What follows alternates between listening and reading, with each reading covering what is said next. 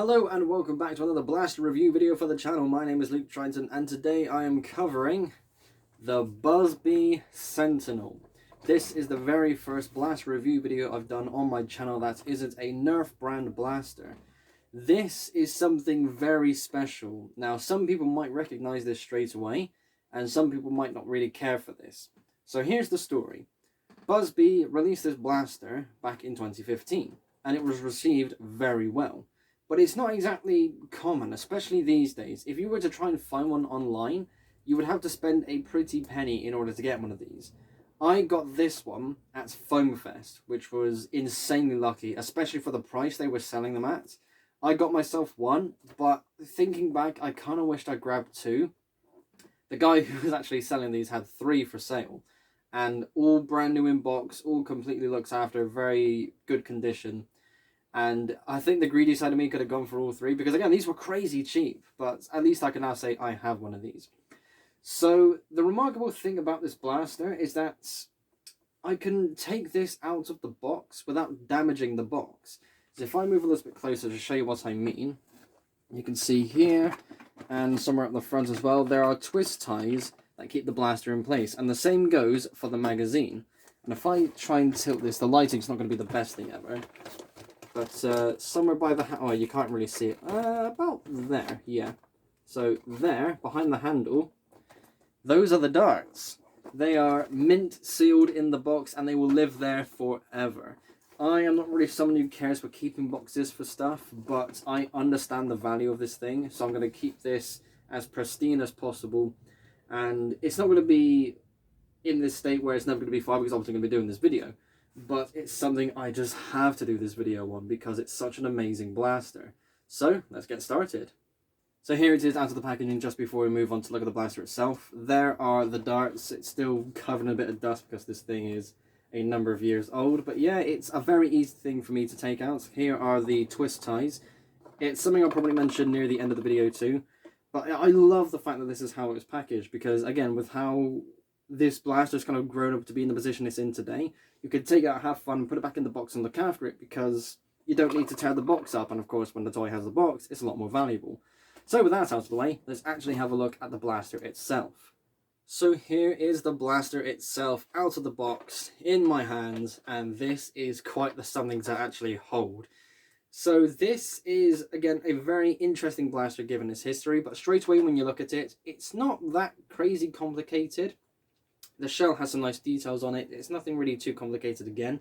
But there's only a few colours going on this. There's a lot of white for the main plastic, a couple of grey bits, a couple of blue bits, but it's not really that much to look at.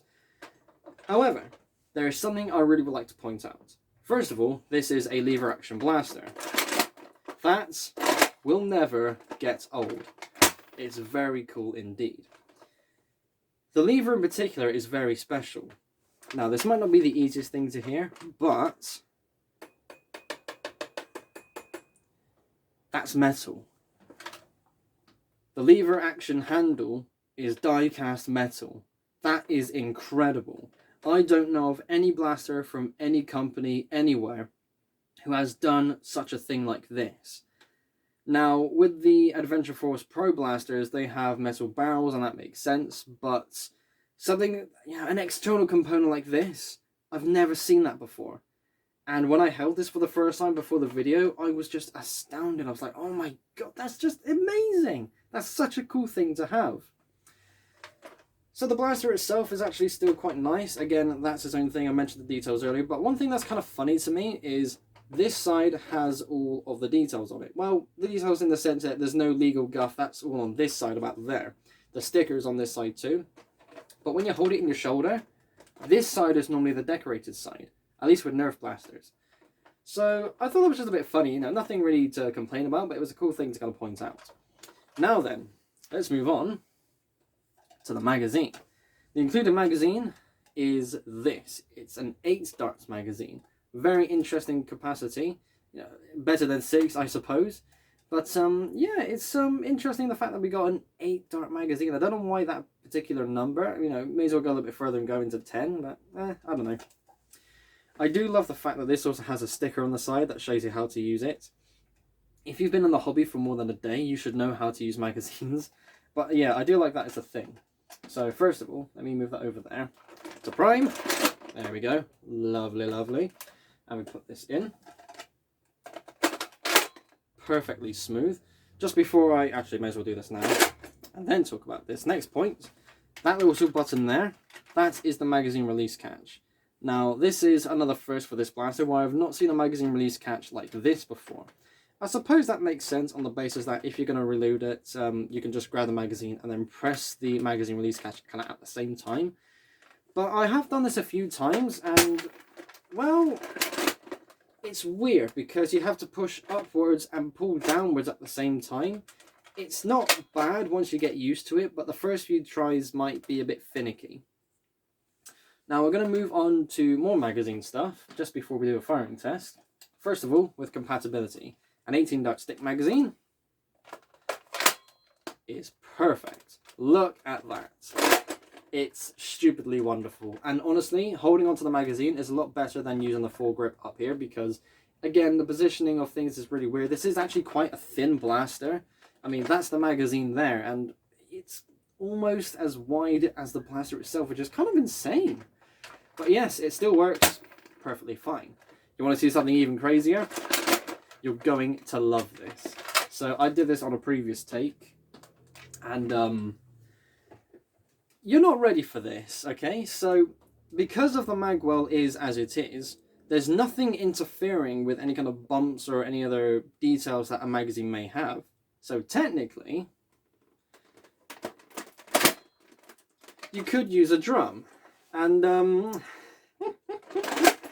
come on, how stupidly awesome is this? A 50 dart drum magazine in the Sentinel. I don't think I've ever seen this before. I haven't seen that much content in regards to this blaster anyways. But I don't think anybody who has one has ever tested a drum magazine with this in the first place. So just, oh my good lord. How amazingly stupid is this? I love it so much. And yeah, because it's a drum magazine, I suppose I should put my hand underneath here. Just as a safety precaution, but at the same time, if you try and reach your hand around here, it's just going to be really awkward. So, I'm going to take this blaster, oh, hang on. Take the drum out, I should say, but even then, I need to be a bit careful without, you know, breaking or dropping anything. There we go, that's over there. The only issue I've had so far when it comes to this blaster, just to fire that off, is kind of with how it's in my shoulder. So that is more natural for me, kind of ignoring the position of the grip for now, but the overall stock length is something that you should be expected to kind of go with. These are toys made for kids after all, so a kid is going to be a lot more comfortable with this than an adult will. This V-shape with my arm is something I've made known in past videos, and this is really not comfortable. I was able to take the blaster and the magazine out of the packaging, have a bit of fun with it before this video. That way I was able to discover, yes, I can safely and easily take the blaster out and then put it back in to the packaging without there being any kind of damage, so that's a good thing. And when I was firing it, there were a few instances where the stock kind of just slipped out of my shoulder. Thankfully, there haven't been any demonstrations as I record this video, but the butt of the stock is really smooth. That's fine comfort-wise, but it's still kind of slippery. I mean, I'm putting next to no effort into this. Some stocks might do this as well, but because it's more rounded like this, instead of it being kind of the opposite sort of bowl shape, it doesn't really sit into your shoulder that same way. It's a lot more prone to slipping. So there is still that to take in. And now we move on to the firing test. Now, I'm not touching the darts in the box because if I do that, the box will get destroyed, and I don't want to tamper with those darts anyways. So in place, I'm using my beloved AccuStrike darts. So in they go. And we're going to fire off a few darts. And then we're going to try and see if I can get a bit of rapid fire action. So let's see how well this goes. First of all, does it actually fire? Yes, it does. Lovely. Lever action. It's just a lot of fun. Okay. It's hitting pretty hard, you know. This thing really does have a bit of a pop to it. For a stock blaster from 2015, before all the pro stuff happened, that's kind of impressive just by looking at how the darts are flying, the impact against the wall, and again that sound, that pop. It's quite the something. So that was 4 darts. This is an 8 dart magazine, so I'm halfway through my ammunition. Let's go through the other 4 darts as quick as I can.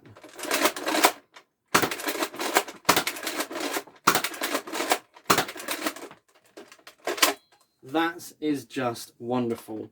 And the fact that this is a metal handle made priming this blaster so much easier. God, this is just so much fun. This is such a cool thing. I'm so happy that I have one of these. So here it is, back in the box, safe and sound. Again, as I mentioned earlier on, it's very easy to remove this from the packaging because it's just a couple of twist ties. So putting it back in is just as easy and a very safe thing to do as well. Oh man, I'm just so happy to have one of these just because of what it is and what it kind of represents in this hobby. So now we're at the closing point of the video where I go over my purchase recommendation. And I can't really give one for this because it's a blaster that is just not easy to get a hold of. With the box like this, it's exceptionally rare, at least to my understanding and knowledge. If you have one, treasure it and look after it. If you can find one for a decent price, then I would say go for it. What a decent price consists of is something I'm not exactly sure of either. This is not exactly something you could really get here in the UK, and I'm pretty sure over in the States and kind of that side of the world in general, where this is much more prevalent, it's still fairly expensive in the first place. But I would say if you see one of these, it's definitely worth picking up, so long as it isn't asking for stupid money. Because again, with what it represents and what this blaster is, it's a simple, fun blaster, and that's something I absolutely adore.